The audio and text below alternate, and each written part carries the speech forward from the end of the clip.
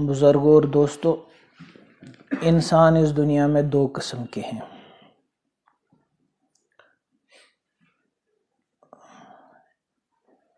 ایک قسم اور ایک طبقہ وہ ہے جو جنت کے راستے پہ چلنے والا طبقہ ہے، کامیابی کی طرف جانے والا طبقہ ہے، اللہ کی بندگی اور فرما برداری کرنے والا طبقہ ہے۔ اور ایک طبقہ ایسا ہے جو اللہ حفاظت فرمائے جہنم کے راستے پہ چلنے والا ہے اور ناکامی کی طرف جانے والا طبقہ ہے، اور آخرت کے خسارے اور آخرت کی رسوائی کی طرف جانے والا طبقہ ہے۔ ہر انسان چاہتا ہے کہ میں پہلے والے طبقے میں سے بنوں، پہلے والے طبقے میں سے رہوں،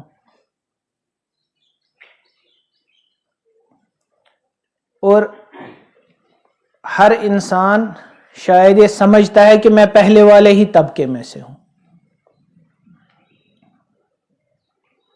ہر انسان کو لگتا ہے کہ میں صحیح راستے پہ ہوں، میں کامیاب راستے پہ ہوں۔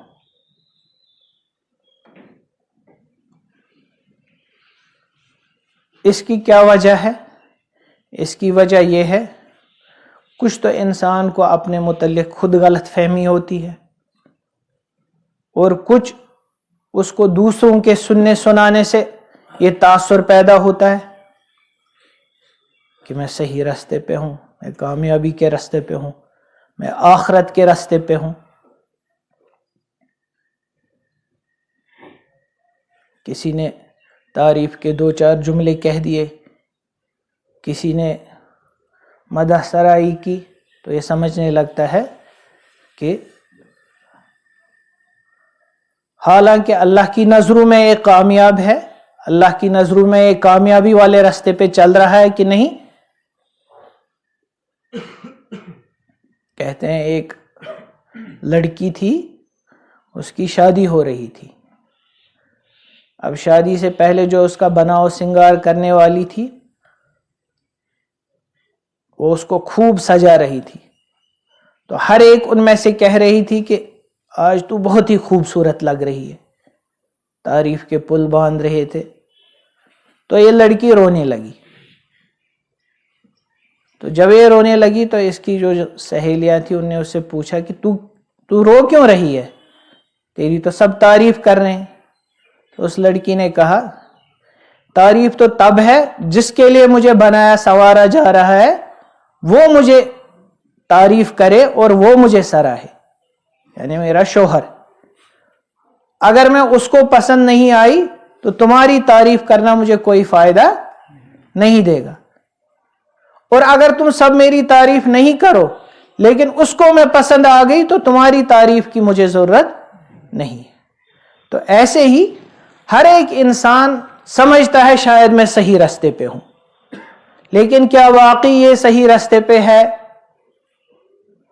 کوئی کسی کے متعلق کوئی چیز یقینی نہیں کہہ سکتا ہے۔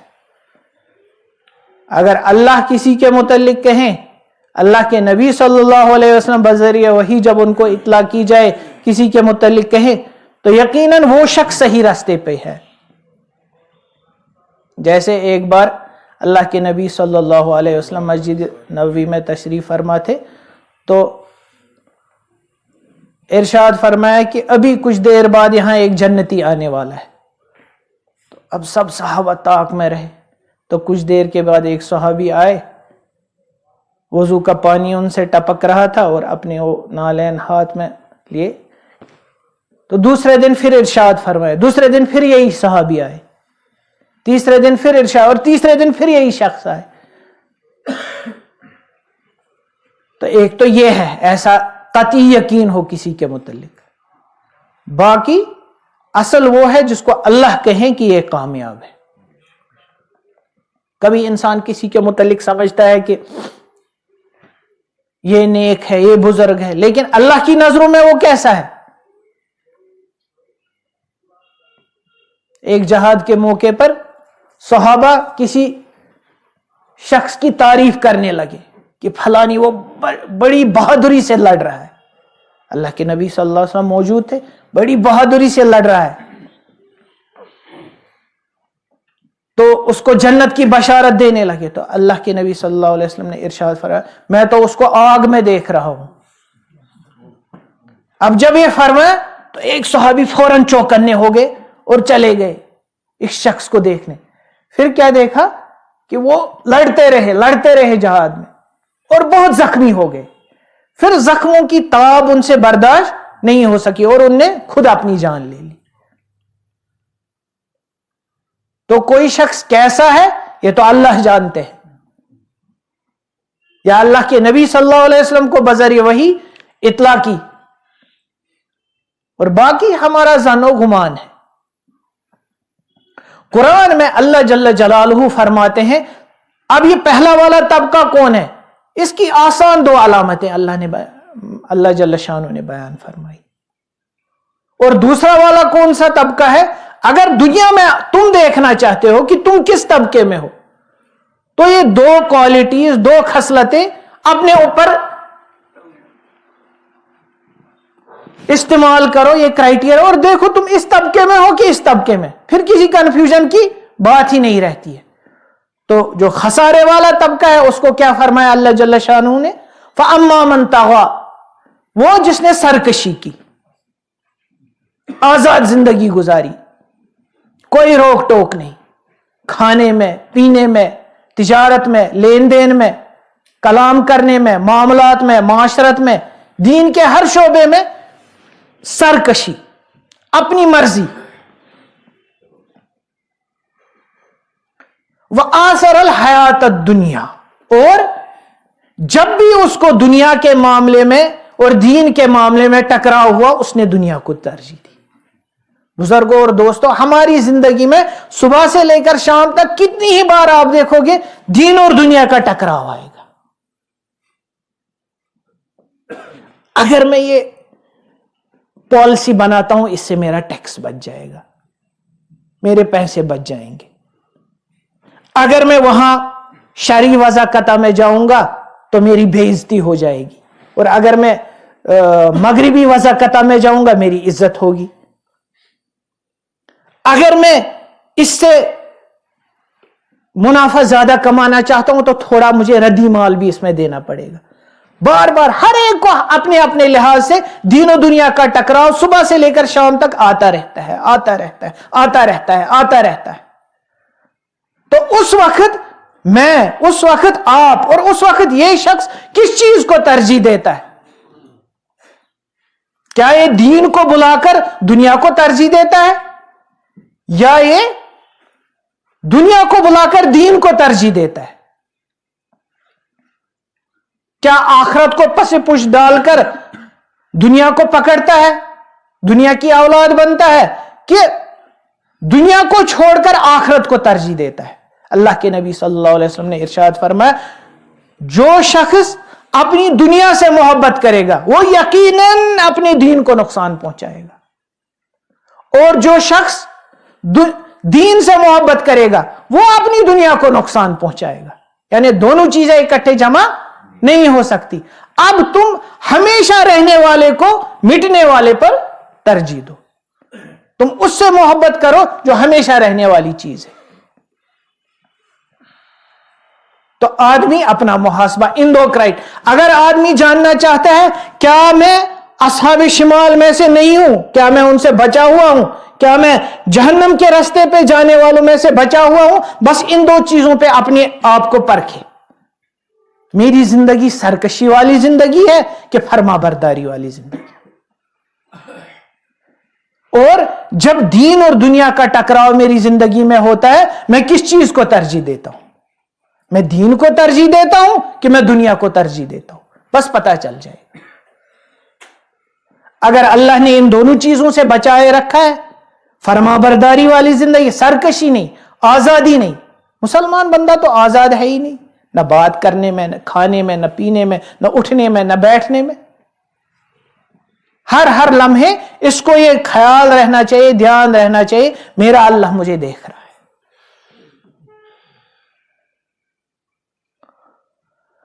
اور جب بھی دین و دنیا کا ٹکراؤ ہو، جب بھی دین و دنیا کا اختلاف ہو، تو یہ کس کو ترجیح دے رہا ہے؟ اگر دین کو ترجیح دے رہا ہے تو مبارکباد ہے اس شخص کے لیے۔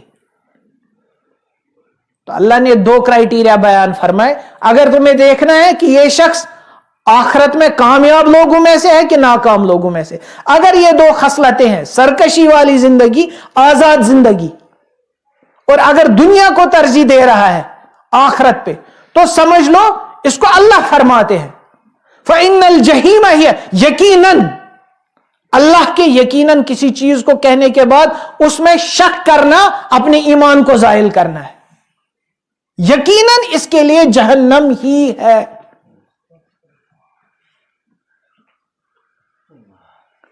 اور دوسرا، اس میں بھی اللہ نے کسی گمانوں کو، اندازوں کو نہیں بیان، 2 خصلتیں اللہ نے بیان فرمائی۔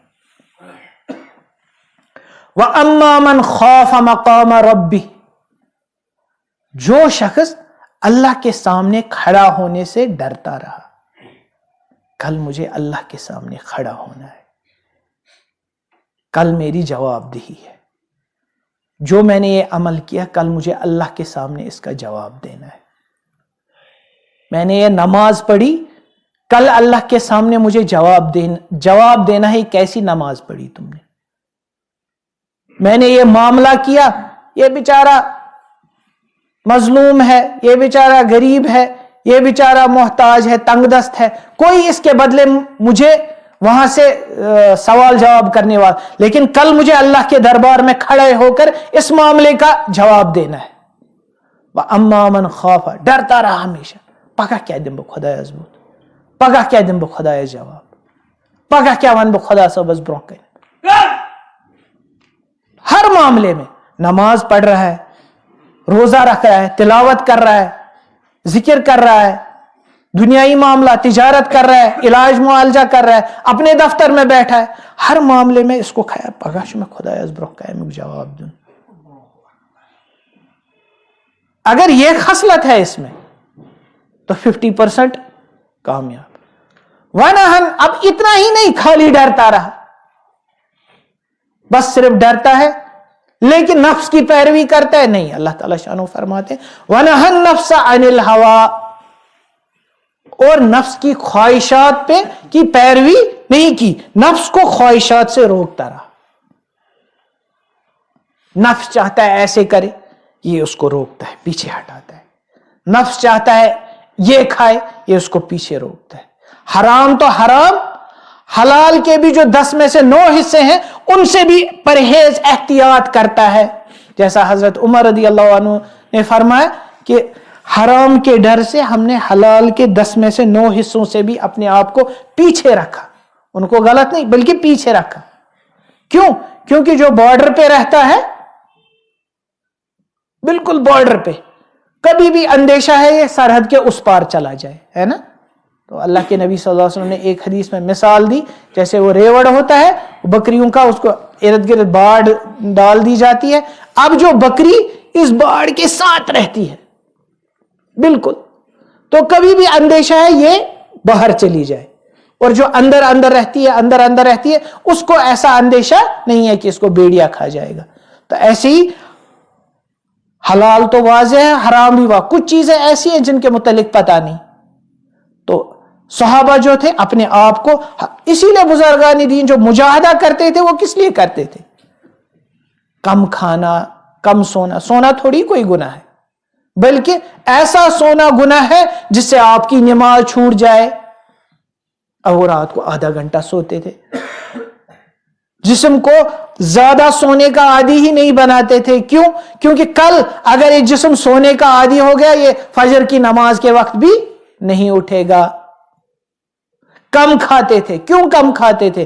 کھانا تو گناہ نہیں ہے، اللہ نے حلال چیزیں رکھی ہیں کھانے کے لیے، بلکہ اپنے نفس کو عادی رکھتے تھے اگر اتنی چیزیں جائز ہیں تو اتنی ہی دے دو، کیونکہ اگر یہ جائز چیزیں ساری لیتا رہے کل ہو سکتا ہے ناجائز کی بھی فرمائش کرے۔ تو اپنے نفس کو خواہشات، اب ہم میں سے ہر ایک، میں آپ جو یہاں بیٹھے یا ہر ایک اللہ کا بندہ، دیکھیں مجھ میں کون سی دو خصلتیں ہیں. میں اما من طغى وآثر الحیات الدنیا، میں جب بھی دین و دنیا کا معاملہ آتا ہے میں کس کو ترجیح دیتا ہوں؟ میں دنیا کو ترجیح دیتا ہوں کہ دین کو؟ اور میں سرکشی والی زندگی گزارتا ہوں کہ فرما برداری والی زندگی؟ اور دوسری طرف سے وَأَمَّا مَنْ خَافَ، مجھے ہر بات میں، ہر کام میں، ہر عمل میں یہاں بیٹھا بات کر رہا ہوں، کیا مجھے اس سے پہلے استہزاء رہا؟ کل مجھے اس کی جواب دہی دینی ہے اللہ کے سامنے. تم نے یہ بات کیوں کہی؟ کس جذبے سے کہی؟ اور اپنے نفس کو خواہشات سے روکتا رہا. تو یہ ہے، اس کے لیے اللہ تعالیٰ شانو فرماتے ہیں فَإِنَّ الْجَنَّةَ هِيَ الْمَأْوَىٰ، اس کے لیے یقینی، یعنی اس کے لیے جنت کے بغیر اور کوئی ٹھکانہ ہے ہی نہیں. تو ہر ایک ہم میں سے اپنا محاسبہ کرے، میں اپنا محاسبہ کروں، آپ اپنا محاسبہ کریں. مجھ میں کون سی دو کوالٹیز ہیں، کون سی دو خصلتیں ہیں؟ اگر وہ والی خصلتیں ہیں تو اس سے توبہ کرے، اللہ سے معافی مانگے، روئے، گڑ گڑائے. اور اگر یہ والی دو خصلتیں ہیں تو اس پر اللہ کا شکر کرے. اور اگر ایسی دو خصلتیں نہیں ہیں جو جنتی والی، کامیابی والی، صحیح راستے پہ چلنے والی ہیں، تو اس کے لیے آدمی کوشش کرے. کیا کوشش کرے؟ اس میں کیسے اللہ کے سامنے کھڑے ہونا اور جواب دہی کا تصور پیدا ہو جائے. آدمی کو جب موقع ملے یہ سوچے، آنکھیں بند کر کے کچھ دیر، کہ میں اللہ کے دربار کھڑا ہوں اور مجھ سے اللہ جل شانہ میری زندگی کا محاسبہ کر رہے ہیں. آج صبح جو میں اٹھا تو میں نے اپنی فجر کی نماز قضا کی یا فجر کی جماعت قضا کی. پھر اس کے بعد میں نے فلانی کام کیا، ایسا کام نہیں کرنا چاہیے تھا. پھر میں نے، تو مجھ سے جواب دہی ہو رہی. اس کو کہتے ہیں اپنا محاسبہ کرنا. اس لیے بزرگوں کا قول ہے اپنا حساب لو اس سے پہلے کہ تمہارا حساب لیا جائے. حاسبو قبل ان تحاسبو. تو آدمی جو اس دنیا میں اپنا محاسبہ لیتا رہتا ہے، انشاءاللہ یہ ایسا بندہ ہے جس سے اللہ جل شانہ کل آسانی اور پردہ پوشی کا معاملہ فرمائیں گے آخرت میں. اور وَنَهَى النَّفْسَ عَنِ الْهَوَىٰ، اس کے لیے کیا ہے؟ اس کے لیے ہے مجاہدہ. اپنے نفس تھوڑی مانے گا، کوئی نفس کو ہم نے جتنا نفس توانا ہوتا جاتا ہے. مولانا رومی رحمۃ اللہ علیہ فرماتے ہیں یہ نفس بالکل بھی اگر مزمحل ہو جائے، آپ کو لگے کہ مر گیا، تو یہ مرا ہوا نہیں ہوتا ہے، بلکہ وہ اژدہے کی طرح ہوتا ہے جو سردی کی وجہ سے بالکل ٹھٹر گیا تھا. ایک شکاری نے دیکھا، اس کو لگا یہ مرا ہوا ہے، وہ اس کو لے کر آیا شہر میں. تو جیسے ہی شہر میں دھوپ کی روشنی اس پر پڑی، اس میں پھر سے جان آ گئی. تو نفس کو ہم نے ابھی تک اس کی مرضیوں کے پیچھے چلا ہے. جب بھی نفس کو اس کی مرضیات دی جاتی ہیں اس میں توانائی، قوت آتی ہے. اسی لیے میں کہتا ہوں، ہم میں سے بہت سارے کہتے ہیں نظروں کی حفاظت ہی نہیں ہو پاتی، فجر کے لیے اٹھا ہی نہیں جاتا، زبان کی حفاظت ہی نہیں ہو پاتی. بھائی زبان کی حفاظت اختیاری چیز ہے کہ غیر اختیاری؟ اختیاری ہے نا. زبان خود نہیں نا چلتی، ہم چلاتے ہیں تبھی چلے گی. نظریں خود نہیں نہ اٹھتی، جب ہم اٹھاتے ہیں تبھی اٹھیں گی.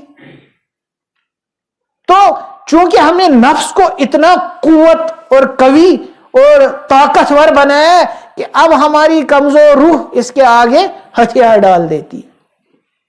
بد نظری کرنی ہے نہ چاہتے ہوئے بھی ہماری نظریں اڑ جاتی ہیں.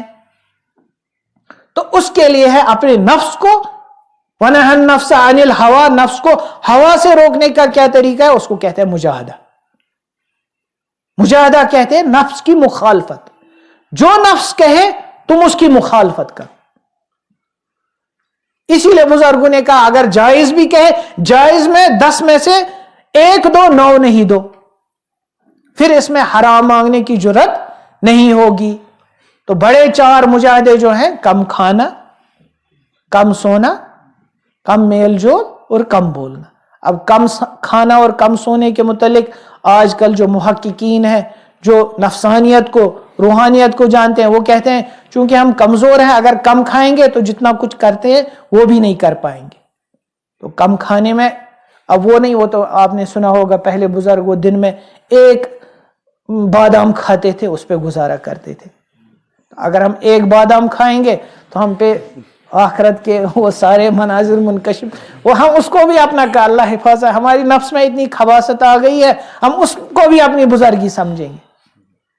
پچھلی بار ایک دوست تھے، اپنا ہی کچھ ایسی حالت آ گئی تو میں نے ان کو کہا کہ مجھے ایسے ہو، اس نے کہا یہ آخرت کا کوئی، میں نے کہا بھائی مجھے اپنے نفس کی پتہ ہے، یہ کوئی بیماری وغیرہ ہوگی وہ آخرت. تو ہم میں اتنی خباثت ہے کہ اگر ہم وہ بادام کھا کر کچھ دکھائی دینے لگے گا، ہم سوچیں گے یہ ہمارا، تو اس سے بھی ہمیں فائدے کے بجائے نقصان ہی ہو جائے گا.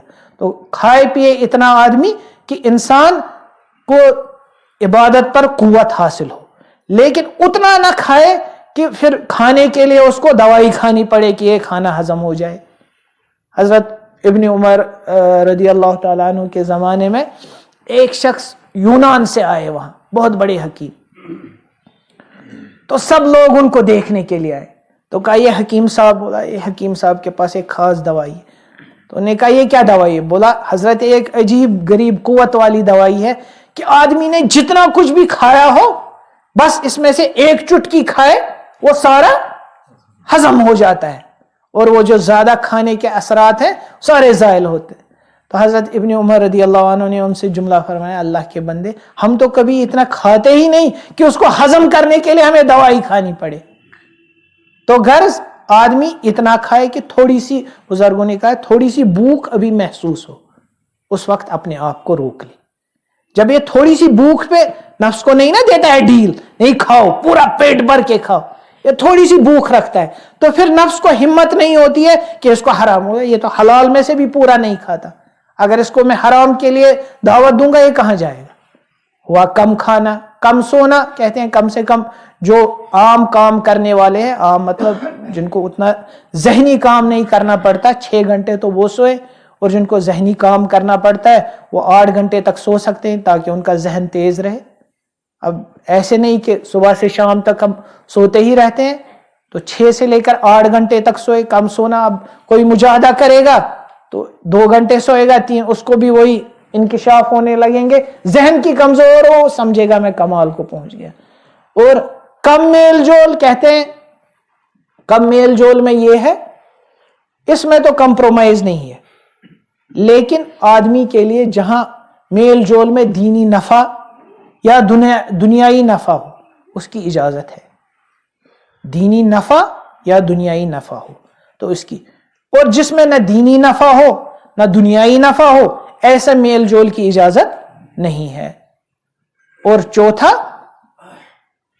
کم بولنا. کم بولنے میں تو کوئی بھی گنجائش نہیں ہے، اس میں وہی اسٹرکٹنیس ہے جو پہلے دور میں. اللہ جل شانہ قرآن میں فرماتے ہیں کہ ابھی تم زبان سے کوئی بات نکالنے والے ہی ہوتے ہو کہ ایک لکھنے والا تیار بیٹھا ہوتا ہے، یہ کیا بولے گا. اگر آدمی ایسے سوچے، ہم بیٹھے ہیں یہاں اکیلے ہیں اور یہاں سے CCTV کیمرہ لگے، تو آدمی کتنا مہذب بیٹھے گا، کہیں ایسی حرکت نہ ہو جائے، ایسا عمل نہ ہو جائے کل میرے لیے شرمندگی کا باعث بنے، لوگ میرا تمسخر کریں، مذاق کریں.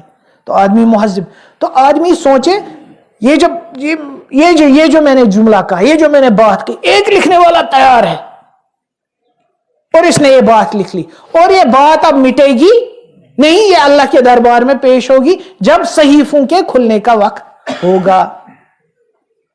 تو آدمی کتنا محتاط ہو کر بولے گا. تو سوچے یہ جو میں بات کرنے والا ہوں اس میں میرے دین کا فائدہ ہے، ہاں. اس میں میرے دنیا کا فائدہ ہے، ہاں. دین کا فائدہ ہے، نہیں. دنیا کا فائدہ ہے، پھر اس بات کو لا یعنی کہتے ہیں، یعنی بے فائدہ بات. تو ان چیزوں سے اپنے آپ کو رکائے. تو اس سے کیا پیدا ہوگا؟ وَنَهَا النَّفْسَ عَنِ الْهَوَىٰ، اپنے نفس کو خواہشات کی پیروی کرنے سے روکنا نفس کو تھوڑی آسان ہے، جب تک آدمی مجاہدہ نہ کرے اور نفس کو کمزور نہ کرے. ٹھیک ہے انشاءاللہ. تو ہم میں سے ہر ایک سوچے کہ میں کس راستے پہ ہوں. وَأَمَّا مَنْ طَغَى وَآثَرَ الْحَيَاةَ الدُّنْيَا کیا وَأَمَّا مَنْ خَافَ مَقَامَ رَبِّهِ وَنَهَى النَّفْسَ عَنِ الْهَوَىٰ. خود ہر ایک اپنا محاسبہ کر سکتا ہے. دوسرے کی حالت کیا جان سکتا ہے؟ ہر ایک کو اپنی حالت پتا ہے. ہاں دوسروں کی باتوں سے کبھی ہم دھوکہ کھا جاتے ہیں. جو حضرت کا وہ واقعہ میں بار بار آپ کو بھی سناتا ہوں کبھی کبھی اعتکاف میں، کہ ایک شخص کے پاس گھوڑا تھا بالکل ناکارہ، نہ اس میں ہمت سکت تھی بوجھ اٹھانے کی، نہ تیز دوڑنے کی، نہ سفر طے کرنے کی. تو یہ اس سے بہت تنگ آ گیا تھا اس گھوڑے سے. تو جب یہ تنگ آ گیا تو اس نے ایک شخص کو کہا بھائی یہ گھوڑا میرے لیے وبال جان بن گیا ہے. اس نے کہا کوئی بات نہیں، میں تمہارا گھوڑا بیچ دوں گا، تو اس میں سے مجھے اتنا % منافع. اس نے کہا ٹھیک ہے. اب یہ بغداد کے بازار میں گیا اور اس گھوڑے کو کھڑا کیا اور اس گھوڑے کی خصوصیات میں شاعری کرنے لگا کہ ہوا کی طرح تیز رفتار دوڑنے والا گھوڑا، فلانی. اب لوگ جمع ہو گئے. تو اب جب بہت سارے لوگ جمع ہو گئے، اب جو یہ مالک تھا نا گھوڑے کا، یہ اس کے پاس گیا کہ بھائی یہ گھوڑا مجھے واپس ہی دے دو. تو اس نے کہا کیوں؟ کہا جب تم اتنی تعریفیں اس کی کرتے ہو، کچھ نہ کچھ تو اس میں ہوگا. حالانکہ گھوڑا کس کا ہے؟ اسی شخص کا. اس کو پتا ہے گھوڑا کیسا ہے، لیکن جب دوسروں کی زبان سے تعریف سنی، اس کو لگنے لگا شاید ہو سکے قیمت کے آج. تو ایسے ہی جب ہم اپنی تعریفیں، اپنے القاب، حضرت، پیر صاحب، فلان صاحب دوسروں سے سنتے، ساری قیمت کے آج. تو ورنہ انسان اپنا محاسبہ جتنا کر سکتا ہے دوسرا کوئی نہیں نہ کر سکتا ہے. آپ کو پتا ہے آپ کے اندر کی حالت کیسی ہے، آپ کی نمازیں کیسی ہے، آپ کا ذکر کیسا ہے، آپ کی تلاوت کیسی ہے. تو اس پہ اپنا محاسبہ کرے آدمی. ٹھیک ہے انشاءاللہ. تو محاسبہ کریں گے تو اس سے 2 چیزیں پیدا ہوں گی. اگر کوتاہی ہوگی تو انسان کم سے کم توبہ استغفار کرے گا، ندامت سے اللہ سے معافی مانگے گا. اور اگر اچھی حالت ہوگی تو اس پہ اللہ کا شکر کرے گا. دیکھو بزرگوں اور دوستو، ہماری اچھی حالت ہمارا کوئی کمال ہے نہیں، یہ اللہ کی دین ہے اور اللہ کا چاہنا ہے. دیکھو ہم نماز پڑھتے ہیں، اگر اللہ نے مجھے بنا ٹانگوں کے پیدا کیا ہوتا، میری کوئی چلنی تھی ماں کے پیٹ میں، اگر میں قرآن کی تلاوت کرتا ہوں، آپ کے آج میں نے 10 پارے پڑھے، اگر اللہ نے آپ کو بینائی کے بغیر پیدا کیا ہوتا، جب آپ ماں کے پیٹ میں تھے، میں ماں کے پیٹ میں تھا، میری چلنے والی تھی وہاں، نہیں مجھے آنکھیں ملنی چاہیے، مجھے روشنی ملنی چاہیے، وہ اللہ نے چاہا تو دیا. اللہ چاہیں گے اللہ حفاظت کرے، کبھی بھی لے سکتے. حضرت نے لکھا ہے کہ ایک بہت بڑے محدث تھے، ان کو 30,000 حدیثیں یاد تھی اور حافظ قرآن تھے اور فقیہ تھے. تو ایک بار ان کو لقوے کا دورہ پڑ گیا. مطلب وہ لقوہ ہوتا ہے پیرالیسس جس کو انگریزی میں ہم کہتے ہیں. تو اس کے بعد دھیرے دھیرے افاقہ ہو گیا، اللہ نے شفا دی. تو کہتے ہیں پھر بہت دنوں، تقریباً 1 سال بعد انہیں ایک بار دعوت کی، لوگوں کی مٹھائی بانٹی. تو جب لوگ جمع ہو گئے پورا، یہ کہہ رہا آج وہ الحمد شریف پھر سے پڑھنا ان کو ممکن ہو گیا. تو وہ شخص جو 30,000 حدیثوں کا حافظ تھا اور حافظ قرآن تھا، اللہ کیا دکھا رہے ہیں کہ جب تک میں چاہوں گا تب تک یہ ہے، اور جب میری مرضی نہیں ہوگی تو یہ تمہارا کمال نہیں ہے، یہ میرے چاہنے سے ہے. میں نماز کے لیے کھڑا ہوتا ہوں تب جب اللہ میری ٹانگوں کو سکت دیتے ہیں. اللہ چاہے ان ٹانگوں میں سے قوت لے جائے، کھڑا ہو سکتا ہے کوئی؟ چھوڑو جسم کی طاقت، دل کی حالت، اللہ چاہے اس کے دل سے یہ نیکی کا جذبہ، نیکی کی طرف جانے کی خواہش اس کو کھینچ لے. آ سکتا ہے کوئی مسجد میں، ہو سکتا ہے کوئی تراویح میں کھڑا، ہو سکتا ہے کوئی قرآن کی تلاوت کے لیے آمادہ. یہ اللہ کی مہربانی ہے.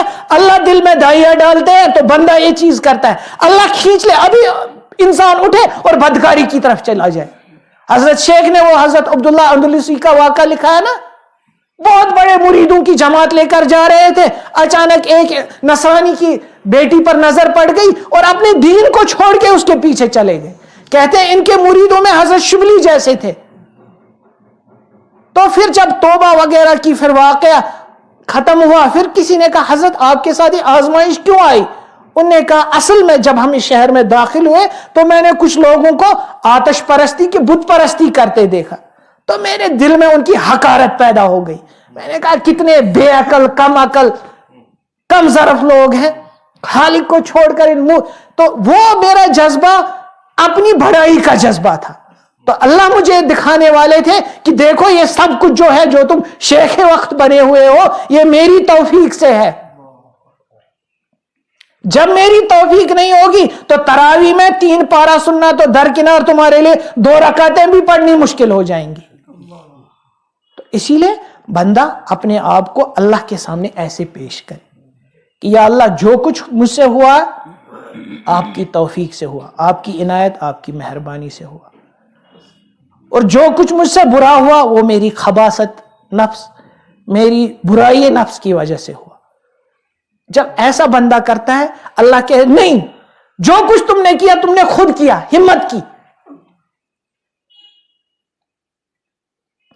اللہ تعالیٰ شانو اپنے فضل و کرم، اپنی رحمت سے آپ حضرات کو بھی اور مجھے بھی ان باتوں پر عمل کی توفیق. یا اللہ ہماری کوتاہیوں کو، ہماری لغزشوں کو، ہماری غفلتوں کو، ہماری تقصیرات کو معاف فرما دیجیے. ہم آپ کے ضعیف و کمزور بندے ہیں، ناشکر گزار بندے ہیں.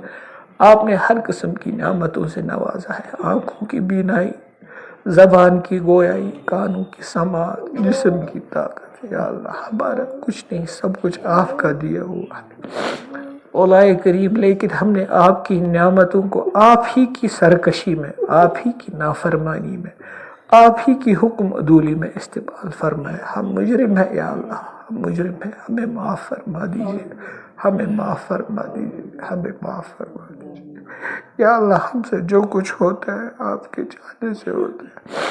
اللہ ہم جیسے گنہگار، ہم جیسے سیاہ کار، ہم جیسے عاجز و ناکارہ لوگ، یا اللہ یا اللہ ایسے نہیں کہ آپ کے گھر میں آئے، اپنے گھروں کو چھوڑ کر آپ ہمیں اپنے گھر میں بلا. یا اللہ یہ آپ کا بلانا ہے، آپ کی توفیق عزدی ہے، آپ کی عنایت و مہربانی ہے، آپ کی عنایت و مہربانی. ورنہ جو کچھ ہم کرتے ہیں، جو کچھ ہم دیکھتے ہیں، جو کچھ ہم سوچتے ہیں، جو کچھ ہم بولتے ہیں، ہمیں اپنی حالت کی پتہ ہے، اور آپ بھی باخبر ہے، علیم و خبیر. اللہ آپ جانتے ہیں، اس کے باوجود آپ عنایتیں کرتے ہیں، مہربانیاں کرتے ہیں، توفیق عطا کرتے ہیں. آپ چاہتے ہیں میرے بندے یہ غلط راستے پہ جا رہے ہیں، انہیں آخرت میں جنت نصیب ہو، انہیں سیدھا راستہ نصیب ہو. آپ بار بار ہمیں اپنے گھر میں بلاتے ہیں، اپنے کلام کو سننے کی توفیق دیتے. یا اللہ جن کانوں سے، جن گندے کانوں سے ہم غیبتیں سنتے ہیں، بری باتیں سنتے ہیں، یا اللہ غلط چیزیں سنتے ہیں، انہی کانوں سے آپ اپنا کلام سنواتے ہیں.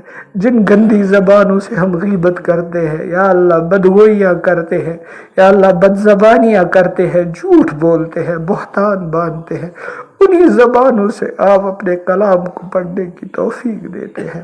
یہ آپ کی مہربانی اور عنایت ہے. یا اللہ ہم اس پر آپ کا شکر ادا کرتے ہیں. یہ مہربانی اور عنایت آخری دم تک قائم رہے، آخری دم تک قائم، آخری سانس تک شامل رہے. یا اللہ ہمارا معاملہ تیری مہربانی اور عنایت پر ہی چلتا ہے، ہمارا معاملہ تیری مہربانی اور عنایت پر ہی چلتا ہے اور چلتا رہے گا آخری سانس تک. ہمارا معاملہ تیرے جود و سخا پر ہی چلتا ہے. ہم ایسے مفلس ہیں یا اللہ جن کی جولیاں ہمیشہ تیرے ہی بھرنے سے بھریں گی. یا اللہ یا اللہ ہم جیسے بھی ہیں تیرے ہی ہیں. یا اللہ تیرے ہی ہے، تیرے ہی. آپ نے ہمیں بنایا، آپ نے ہمیں وجود بخشا، آپ نے عنایتیں فرمائی، مہربانیاں فرمائی، دین دیا، اسلام دیا، ایمان دیا. یا اللہ پیغمبر کریم صلی اللہ علیہ وسلم سے تعلق دیا، ان کی نسبت عطا فرمائی، اپنے قرآن کی نسبت عطا فرمائی۔ یہ سب مہربانیاں عنایتیں آپ ہی کی ہیں یا اللہ۔ آپ نہیں چاہتے تو ہم پتہ نہیں کہاں کن گھروں میں پیدا ہوتے۔ یا اللہ ہماری آنکھیں پتہ نہیں کیا چیزیں دیکھتی، ہمارے کان پتہ نہیں کیا چیزیں سنتے۔ جو کچھ ہوا آپ کی عنایت و کرم و مہربانی سے ہوا یا اللہ۔ یا اللہ آپ کا شکر ہے اس پہ، ایسا شکر جو ہماری زبانیں بیان نہیں کر سکتی۔ مولا کریم، مولا کریم، آپ کی عنایت ہمیشہ شامل حال رہے، آپ کی مہربانی ہمیشہ شامل حال اس دنیا میں بھی، اور یا اللہ وہاں جہاں ہمیں اس کی سب سے زیادہ ضرورت ہے یا اللہ وہاں تیری مہربانی شامل حال رہے، وہاں تیری عنایتیں شامل حال رہے، وہاں ہر ایک پریشان ہوگا، تیری رحمت پہ ہمارا آسرا ہوگا یا اللہ۔ یا اللہ اس دن ہم سے ہماری بدعمالیوں کی وجہ سے رخ نہیں موڑیے گا، چہرہ نہیں پھیریے گا یا اللہ۔ آپ کے نبی آپ سے پناہ چاہتے تھے کہ اس دن آپ ان سے اپنا رخ موڑ لیں یا اللہ۔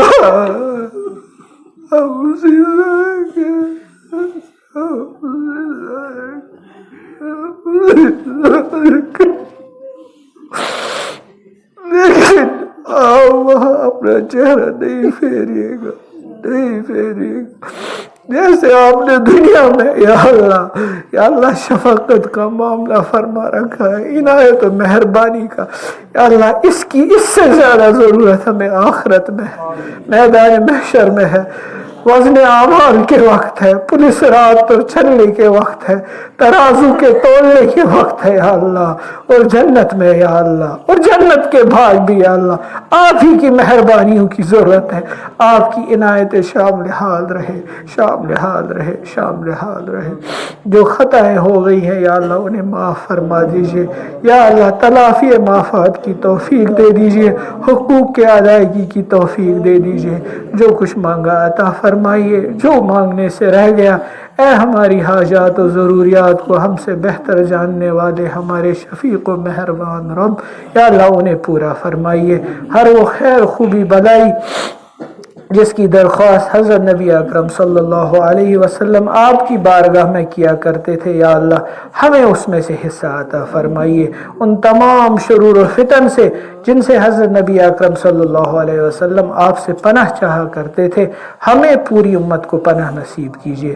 سبحان اللہ و بحمدہ، سبحانک اللہم و بحمدک، نشہد ان لا الہ الا انت، نستغفرک و نتوب الیک۔ سبحان ربک رب العزت عما یصفون، السلام علی المرسلین۔